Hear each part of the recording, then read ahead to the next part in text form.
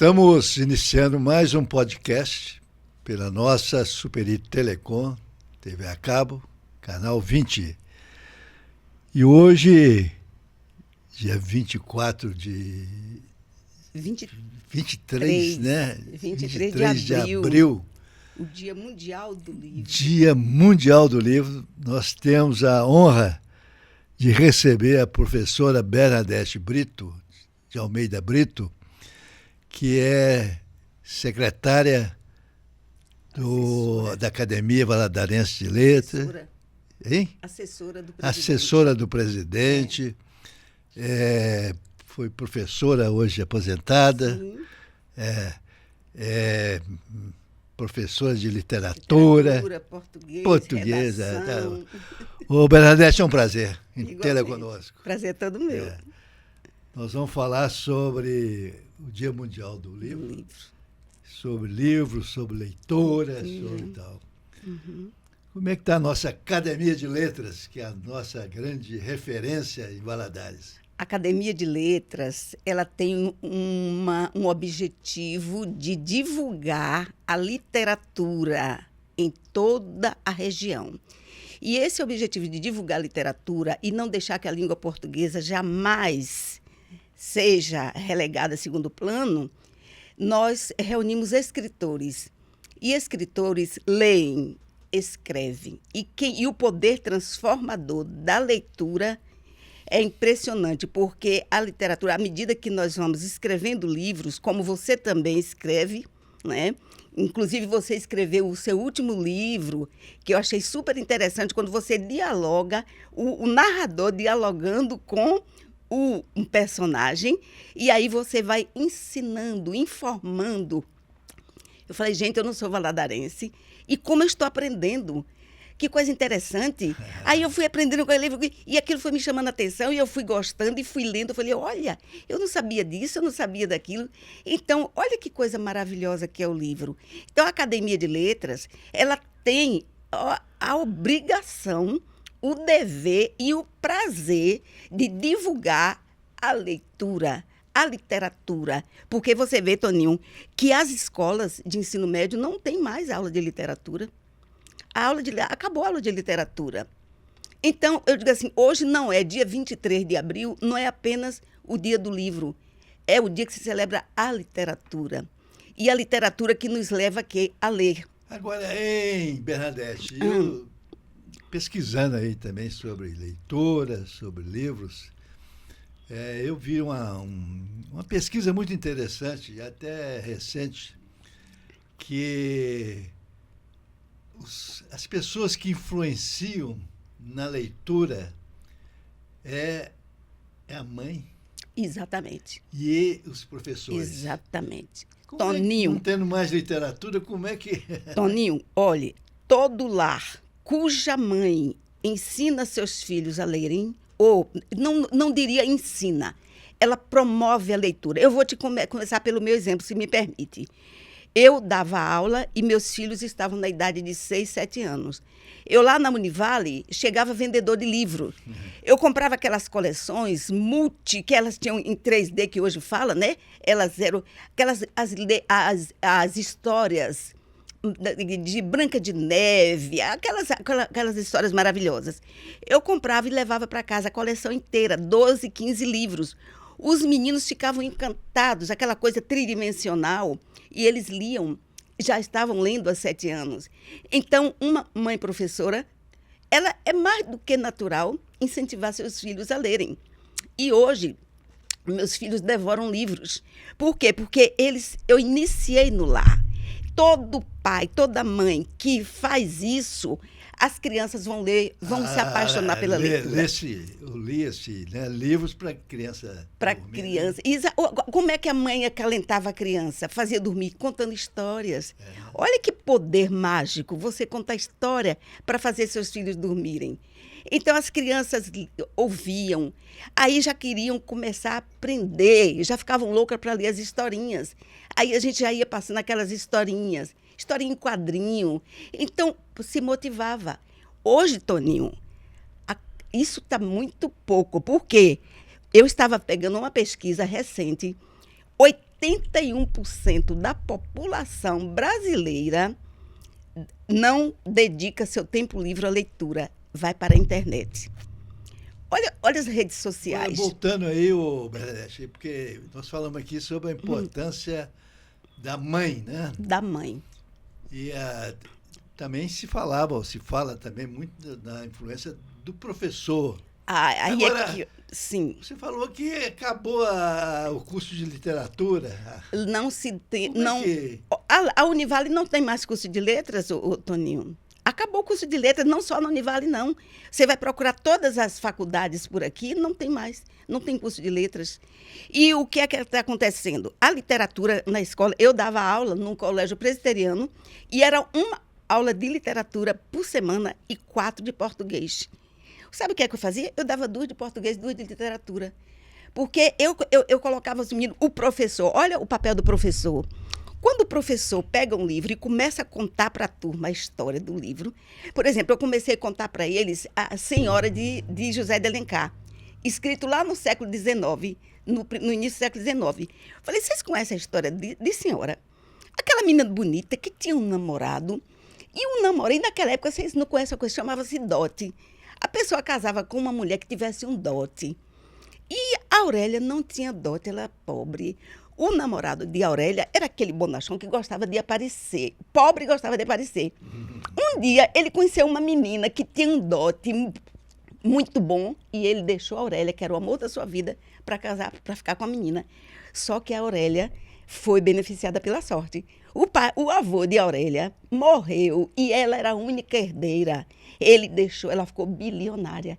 Quando ela tomou conhecimento que ela estava bilionária, ela falou, agora eu vou comprar o meu namorado, que eu tenho um dote 1000 vezes superior à da namorada dele. E aí o tutor dela falou assim, você vai fazer o seguinte, você me dá o cheque de 100 contos de réis que eu vou entregar para ela e dizer que agora tem um dote de 100 contos de réis, enquanto o da menina era 10. Eram 10 contos. Aí o cara ficou louco, pronto, é com essa que eu vou casar. Só que tem um problema, você só vai conhecer a noiva no altar. Você não vai conhecer antes. Quando ele viu que era a Aurélia, ele ficou, que é isso, a mulher da minha vida, só que era pobre. Olha, Toninho, escuta só. Aí eu começava a contar para ele. E aí, professora, eu falei, agora vocês vão ler, que eu não vou contar o resto, não. Aí, professora, conta o que aconteceu. Eu falei, só vou dizer uma coisinha. Quando foi para a lua de mel, não houve lua de mel. Por quê? Porque a Aurélia falou para ele, você não é meu marido, você é o meu escravo, eu te comprei por 100 contos de réis.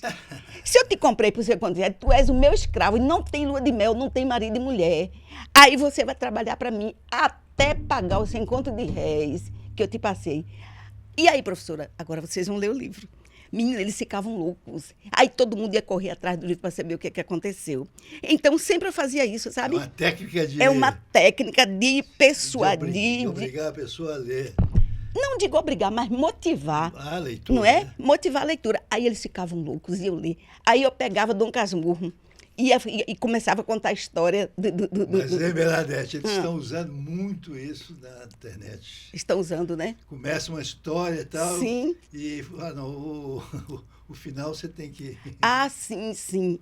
Pequenos posts, né? Eles estão fazendo pequenos posts assim, que eu já vi também. Agora, Bernadette, por que o brasileiro lê tão pouco? Diz que... Eu tenho uma estatística aqui que...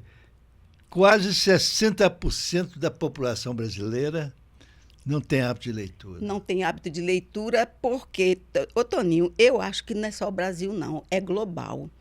Você sabe, você pega Reino Unido, vamos pegar Europa, Estados Unidos, que antes liam demais. Eu estava vendo uma pesquisa que diminuiu muito depois que das redes sociais para cá.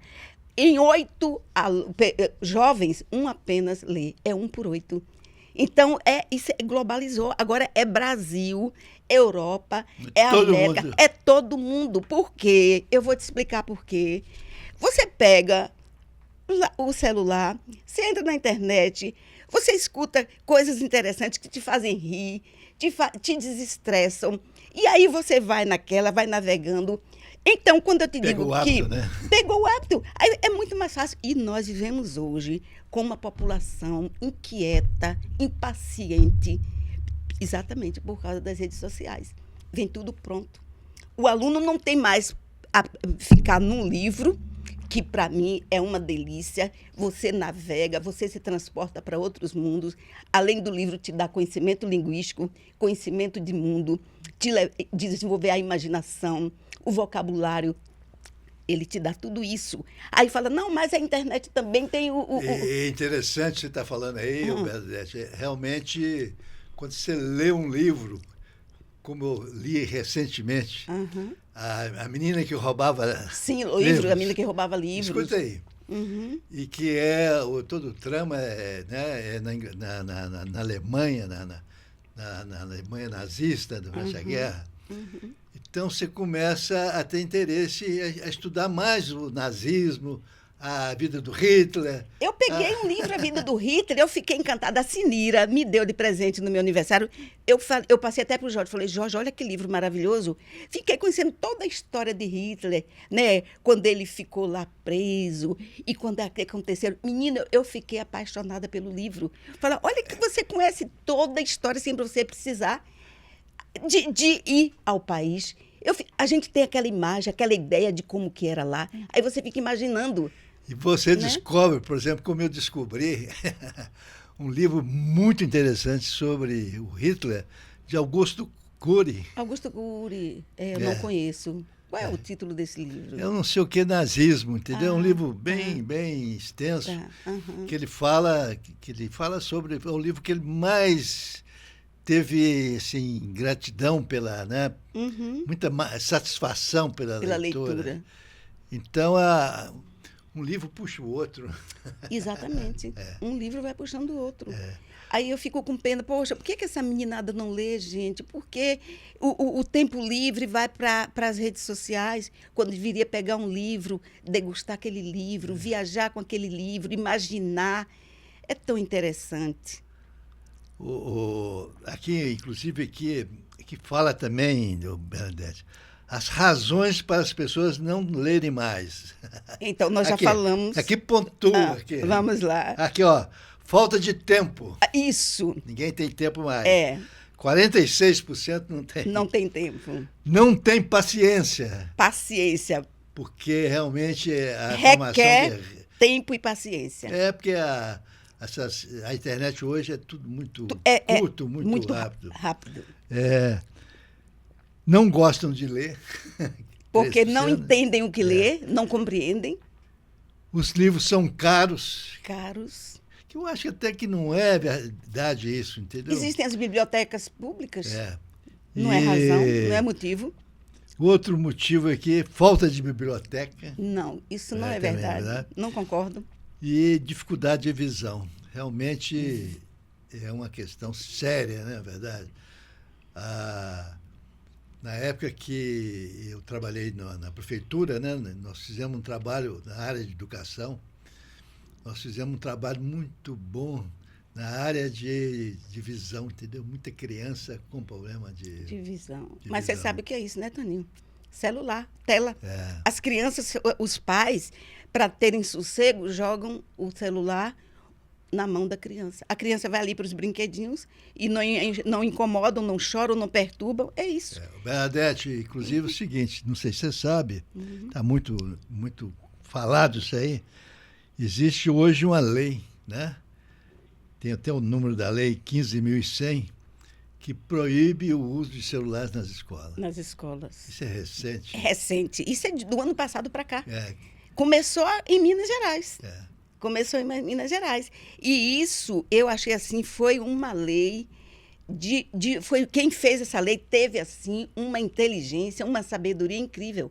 Porque, Tininho, você está dando aula, o aluno está com celular. E outra coisa, se o professor estiver dando qualquer assunto, ele vai lá para o celular, para o Google, ver se aquilo que o professor está falando condiz com aquela pesquisa do Google. Eu já vi muito isso. Então, tem que ser terminantemente proibido o uso do celular na escola. Criança, Toninho, não deve ter celular. Eu encontrei uma médica aqui em Valadares, ela me falou, minha filha tem 12 anos e eu ainda não dei um celular para ela. Ela chega em casa chorando, mãe, na escola todos os meus colegas têm, todo mundo. Ela falou, mas você não é todo mundo, você é Maria Clara, eu só vou te dar quando eu achar que eu devo te dar. Olha que mãe. Olha que educação que essa pessoa. Eu fiquei assim, que maravilha. Se todos os pais fizessem assim, Toninho. Um dos itens aqui interessante, Bernadette, é o seguinte.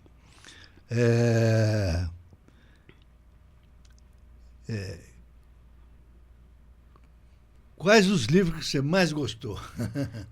Os livros. Ô, Toninho, toda a literatura clássica. Machado de Assis, José de Alencar, todos os. Esse menino, esse gaúcho do Rio Grande do Sul, olhar os lírios do campo, que era o seu patrono. Vocês me roubaram. O seu patrono que roubaram o teu patrono. Érico. Nossa, gente, Incidente Antares. Você já leu Incidente Antares, do Érico Veríssimo? Eu li os livros todos do Érico Veríssimo, entendeu? Até para justificar a minha como patrono, né? Exatamente, você teve que ler a obra completa dele. Então, olha o que você aprende com os livros do Érico Veríssimo. Incidente Antares, política, a questão o que você aprende com aquela questão da corrupção, a política, quanto que você aprende. É isso que os meninos têm que saber. Eu tenho aula de política, de filosofia, de psicologia, de sociologia. Os livros dão tudo isso para nós. E as crianças, os jovens não percebem isso. Você sabe quais são os livros mais lidos no mundo? Se eu te falar... Fala 3 aí. Bruna Surfistinha, quando foi lançado, foi lido pelo mundo inteiro. O Brasil inteiro leu aquele livro. Então, se você quer um livro para ser lido, tem que ter. É um livro pornô, é um livro que tenha muitas tramas da sexualidade, coisas assim, fúteis, o que agrada essa geração. Mas aqui na minha pesquisa, Bernadette, nós estamos aqui conversando com a professora Bernadette Brito, que foi professora da Univale. Literatura. Fadivale, Univale, Colégio Hoje é assessora do presidente da Academia Valadarense de Letras. É uma baiana, como diz, uma baiana arretada. Arretada, que fala o que pensa. Mas aqui, os 3 livros mais lidos do mundo, Bernadette. A Bíblia. Informação. A Bíblia. Primeiro, a Bíblia. A Bíblia. Escuta aí. O outro é o Livro Vermelho de Mao Tse Tung. E Harry Potter. Harry Potter, exatamente. A meninada adora Harry Potter. Esse aí, todos os adolescentes gostam. A questão do livro é interessante, porque antes de vir para cá, eu estava com o pessoal da contabilidade lá, tomando café, e falei sobre os 3 livros. A Bíblia todo mundo conhece, porque a maioria deles são evangélicos, né? Sim. Leia a Bíblia. Harry Potter também é a leitura muito, isso, né? muito famosa. Mas o Livro Vermelho de Mao Tse Tung, nenhuma delas conhecia, entendeu? Então, eu falei, a história da China é uma história muito interessante, rapidinho. Ela foi colonizada pelos ingleses e, em determinada época, houve uma revolução. E duas correntes se combatiam para assumir o poder da China, que foi o general Mao Tse-tung e o Chiang Kai-shek. Aí o Mao Tse-tung ganhou e o Chiang Kai-shek fugiu para Taiwan, e hoje Taiwan faz parte da China, mas não é independente. Então, estava falando com eles aqui, com elas, falei assim, gente, o negócio o Mao Tse-tung lançou um livro tentando reverter, acabar com todo aquela tradição inglesa. E chegou ao ponto de incentivar os jovens a matarem os pais. Nossa, pai. Coisa absurda. Agora só. E com isso ele renovou uma cultura, jovens com novas culturas, tal.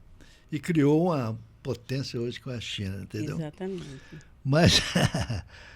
Mas aqui tem muito livro, entendeu? Interessante. Você falou aí, eu vou permitir também, Bernadette, alguns livros que eu li que tem maior impacto para mim. Sim. É O Tempo e o Vento, O Tempo e o Vento. do Érico Veríssimo. Excelente.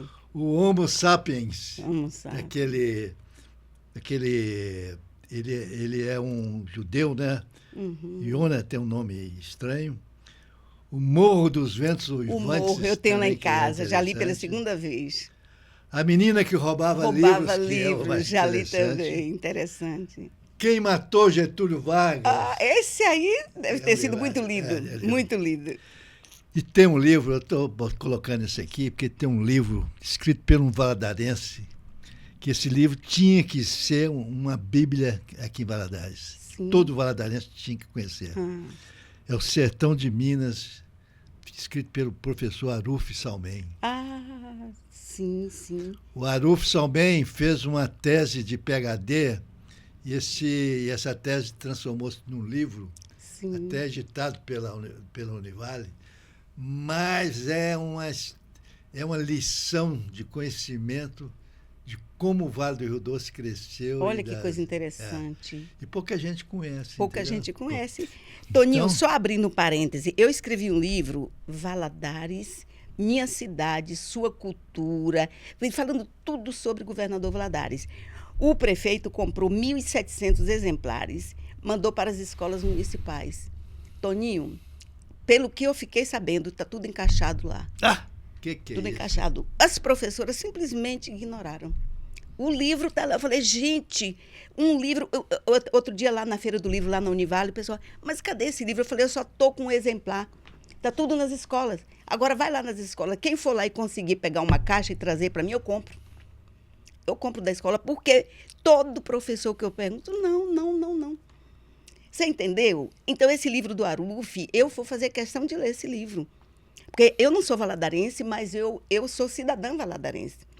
Porque já tem mais de 40 anos que eu estou aqui nessa cidade. E eu aprendi a amar governador Valadares. O Aruf, além de historiador, ele é escritor. Escritor, então, muito inteligente, o Aruf. Ele fez uma pesquisa sobre sobre a exploração do Vale do Rio Doce. É um negócio sensacional. Agora pergunta quem lê. Eu, por exemplo, ainda não tenho esse livro do Aruf para ler. Então, muito pouca gente vai ler. Ô, Toninho, hoje quem lê, quando eu digo assim, 20% dos brasileiros passa o seu tempo livre lendo, 20%, enquanto 80% passa o seu tempo livre nas redes sociais. Então, eu digo que esses 20% são os acadêmicos, são pessoas mais, assim, maduras, tá entendendo? Então, os escritores, eu acho que esses 20% está restrito aí, ó, às academias, aos escritores e às pessoas que gostam de ler, que já são mais maduras. E aqui também tem nessa pesquisa, Bernadette, uma colocação que é o seguinte, que o hábito de leitura é mais frequente nas pessoas de poder aquisitivo maior. Exatamente. Porque, Toninho, nós estamos fazendo um curso sobre Clarice Lispector. Eu até te convidei para você ir lá para a academia. Aliás, eu convidei a Thaís. Ela já veio aqui? Ela vai vir amanhã. Vai vir amanhã. Então, a Thaís está dando esse curso. Nós temos que ter, todo mês, nós temos que ler um livro. Então, nós já lemos, né? Aí ela explicou, porque ela vai fazer a tese dela de doutorado com base na obra de Clarice Lispector. Perto do Coração Selvagem foi o primeiro livro que nós lemos. Nós tivemos um grupo lá até expressivo. 3 pessoas conseguiram ler o livro até o fim. Então, eu falei assim, o que é que foi? É falta de tempo. Eu não tive tempo. Eu trabalho o dia inteiro. O outro, eu estou cuidando do meu marido. O outro, eu estou fazendo isso assim, eu não tive tempo. Então, 3 pessoas leram o livro. Bernadette, deixa eu falar para você. Eu li esses últimos 2 meses 5 livros. Pois é. Deixa eu te falar. Pois é. Eu acordo 5 horas da manhã, vou para o serviço às 6. Tem, além da empresa que me toma muito tempo, entendeu? Eu tenho um clube que você administra. Administro. Eu tenho uma casa do Papai Noel. Sim, que também você administra. Mais tempo a gente acha. A gente faz o tempo quando gosta, né, Toninho? É o hábito. Criar o hábito de leitura. O hábito. Isso é hábito, Toninho. E eu vou te tornar a repetir. Esse hábito é criado na infância. Se os pais não criam esse hábito em casa, vai ser muito difícil do adolescente gostar de ler. Não pode perder Não tempo. pode, não pode. E eles falam que não tem paciência. A adolescente vira assim, na primeira página eu durmo. Eu começo a ler um livro, quando chego na primeira página eu já estou com sono e durmo. Entendeu? Ô, Bernadette, e quais os gêneros de livro assim, mais lidos? Olha, romances. Romances. Né? Romances. É o mais lido. Contos. Contos. Eu, por exemplo, eu quando dava aula de literatura, eu começava com contos. Os contos do Machado são maravilhosos. Crônicas. Você pega crônicas, pega coisa assim pequena e você vai lendo para o aluno, explicando, mostrando ali o que é capaz dele fazer naquela leitura, o que é que ele pode aprender. Aí do conto você começa com crônica, conto, depois você vai para o romance. Pega romances interessantes, eles gostam. Tinha muito concurso de contos, Sim. Romances. A Academia de Letras fez recentemente, nós fizemos, com a revista James, nós fizemos um concurso de contos. Uma menininha escreveu, ela escreveu em um mês, ela escreveu um conto maravilhoso sobre uma bruxa, a Casa da Bruxa. Você precisa ver que conto mais lindo. Uma menina nova, de 17 anos. Eu fiquei impressionado. Eu quero destacar aqui o trabalho que o doutor Jorge, né, Simões está fazendo. Excelente. Um trabalho excelente. Ele é filho de escritora, né? Escritora Terezinha Alvarenga. Simões. E, então, tem espírito da coisa, né? Tem. O Jorge, eu falei assim, Jorge, você vai ser um presidente ad eterno. Ele, que é isso? Eu falei, você, Jorge, você tem ver. Eu acabei de revisar o livro dele agora, sobre uma Cherokee, sobre uma tribo Cherokee. Mas ele vai também nesse livro, a narrativa dele é sobre a travessia para os Estados Unidos, quando o povo vai com coiote. E ele descreve, Toninho, é tão interessante a narrativa, quando ele começa a falar, e eles iam para atravessar o deserto ali no México, e ali que um dos imigrantes foi picado por uma víbora, e ali ele ficou. Uma outra moça, por causa daquele sol causticante, daquela terra árida, ela teve uma convulsão, e o coiote falou, quem ficar para trás não vai entrar nos Estados Unidos. Já estamos perto de chegar no Rio Grande. E ali a moça fica. E depois da convulsão, ela deve ter voltado a si, e ali ela ficou. Então, e ali aquilo você vai criando aquela expectativa, e aí quem chegou até lá? Aí ele narra a história do Tony, ambicioso, conseguiu chegar lá. E o que é que Tony? Aí ele entra em contato com a tribo Cherokee, que era um amigo dele que trabalhava na mesma empresa, e o rapaz, de tão ambicioso que ele vai lá na tribo, ele pega o amuleto, o sagrado vampu. E ele cresce na vida, ele prospera, ele se torna um grande empresário. Menino, o livro é interessantíssimo. O George, ele é incrível, ele narra muito bem. Mas eu estava falando isso aí porque eu fiquei impressionado, entendeu, Bernadette? Quando houve aquele encontro de escritores. De escritores, a Feira do Livro. E eu fui lá, falei assim, vou lá para prestigiar, claro. Tá? Tinha 40 escritores. 45, Toninho. 45. 45 escritores. E a maioria jovens. A maioria jovem. Tudo. Eu não estou te falando, a menina de 17 anos escreveu um conto maravilhoso. Você vê tudo, a maioria jovem. Quase não havia idoso. As pessoas têm necessidade de escrever, né? Tem necessidade. E Governador Valadares, eles acharam ruim. Por que não divulgou mais? Aí eu falei, porque encerrou a inscrição, porque aqui na Galeria Monhangaras não cabia. E agora nós vamos fazer em agosto, dia 28, no Garfo Clube, que vai dar para 300 escritores. É a Feira do Livro? Vai ser a Feira do Livro. E aí nós vamos estender para toda a região. Não vai ser só para escritor valadarense. Vai ser para toda a região. Do Leste Mineiro. Do Leste Mineiro. Toda a região do Leste Mineiro. Aí vai ser um espetáculo. Espetáculo. Porque nós vamos ter... podemos ter 300 pessoas ali dentro. Escritores. Precisava fazer a nível municipal, com apoio da prefeitura, né? São concursos, né? Se a prefeitura nos desse apoio, seria uma maravilha. Seria muito bom. Mas, ultimamente, não sei se é porque nós não fomos até lá pedir, mas na gestão passada nós não conseguimos, não. esse apoio. Por exemplo, nós temos a revista Suindara. A revista Suindara, a Câmara ficou de nos dar um apoio financeiro de R$ 10.000. Acabamos de escrever a revista, foi para a impressão, distribuindo e até hoje nós não recebemos a verba. Entendeu? Então, é assim, de onde a gente pensa que a gente pode contar com apoio, a gente não tem esse apoio. Valadares, Toninho, eu vou te ser sincera. Se eu estiver falando, só me corrigir, mas é uma cidade que não dá muito valor à cultura, não. Oh, não dá muito, não. Deixa eu te falar. Meu pai foi um dos fundadores da Univale. Sim.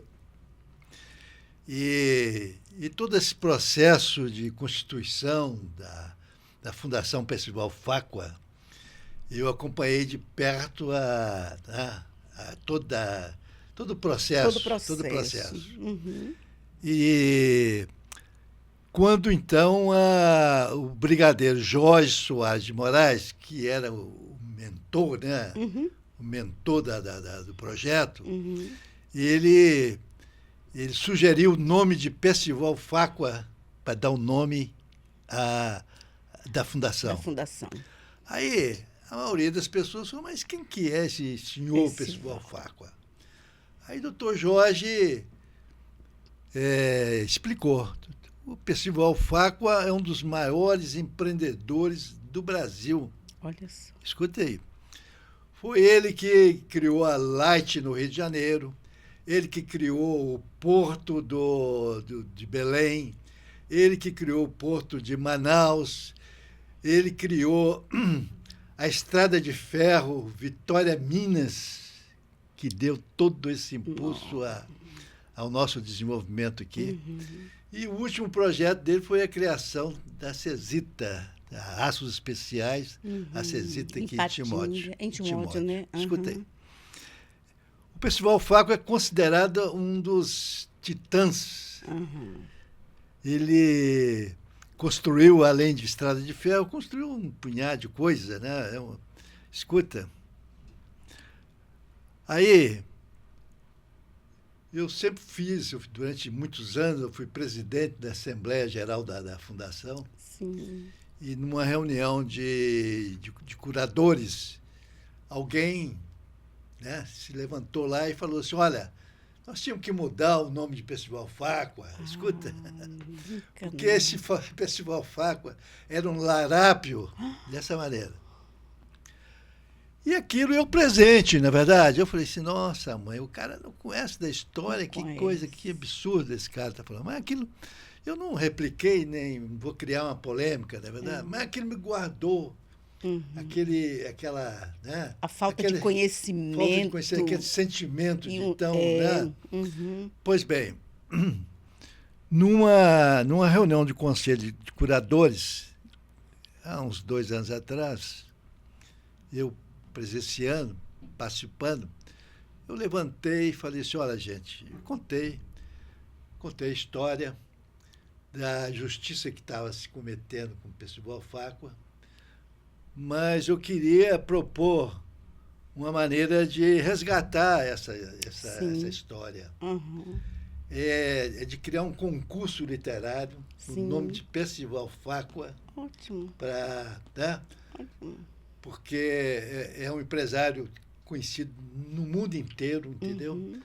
Seria também até uma maneira de se conseguir recurso. Sim. Escuta aí, para a universidade. Ótimo. Porque você não sei se você sabe, o Percival Facua, ao construir a Estrada de Ferro Vitória-Minas, houve um movimento assim nacionalista, chefiado pelo Arthur Bernardes, presidente Arthur Bernardes, porque queria que todo o processo de importação fosse nacionalizado.